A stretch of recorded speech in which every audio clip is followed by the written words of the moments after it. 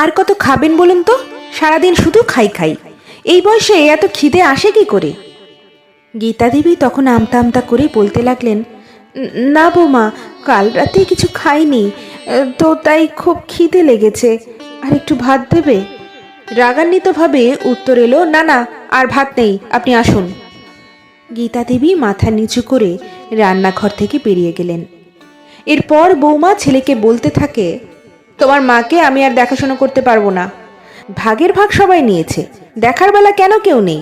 তোমার দাদা তো বাইরে চলে গেছে, কোনোদিনও আর আসবে না। এই বুড়িটাকে সারা জীবন কি আমিই টানবো নাকি?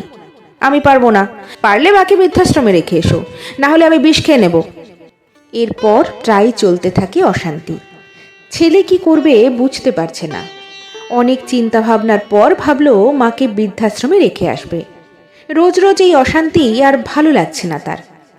যেমন ভাবা তেমন কাজ, মা যেতে চায় না। প্রায় জোরপূর্বক মাকে ছেড়ে আসা হয় বৃদ্ধাশ্রমে। পার হয়ে গেল অনেক বছর।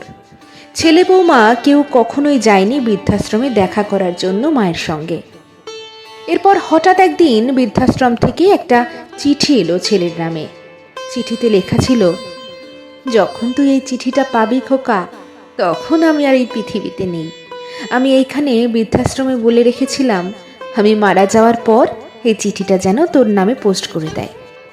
খোকা, জানিস আমার মনে খুব কষ্ট রে, এই ভেবে যে মরার সময়ও তোকে একবার দেখতে পাবো না। কতদিন তোর সাথে কথা বলিনি। তুই কি বলতে পারবি শেষ কবে তুই আমার সাথে একটু কথা বলেছিলি? শেষ কবে আমাকে জিজ্ঞেস করেছিস, মা তুমি কেমন আছো? কতদিন তোর মুখে আমি মা ডাক শুনিনি। আমাকে শেষ কবে তুই মা বলে ডেকেছিস তোর নিজের মনে আছে? আমি সবসময় অপেক্ষা করে থাকতাম, আজ বুঝি আমার খোকা আমার সাথে দেখা করতে আসবে। কিন্তু আমি তোদের কখনো খারাপ চাইনি, তবে খুব ইচ্ছে ছিল শেষ বয়সে এসে ছেলে বৌমা নাতি নাতনি সবাইকে নিয়ে আনন্দে দিন কাটাবো। সেটা আর হলো না। বৌমাকে বলে দিস তোর যাতে খেয়াল রাখে।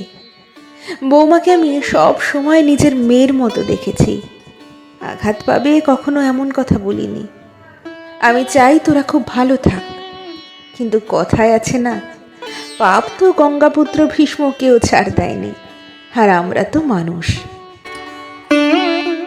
ঘটনাচক্রে ছেলেটিও আজ বৃদ্ধাশ্রমে, আর ওই বৃদ্ধাশ্রমে থেকে মায়ের এই লেখা চিঠিটি পড়ছে আর অঝরে কাঁদছে। এক মায়ের যদি 7 সন্তান থাকে, মা তাহলে অনেক কষ্ট করে হলেও সেই 7 সন্তানকে বড় করে তোলেন, কিন্তু সেই 7 সন্তান মিলে একজন মাকে সেবা করতে পারে না।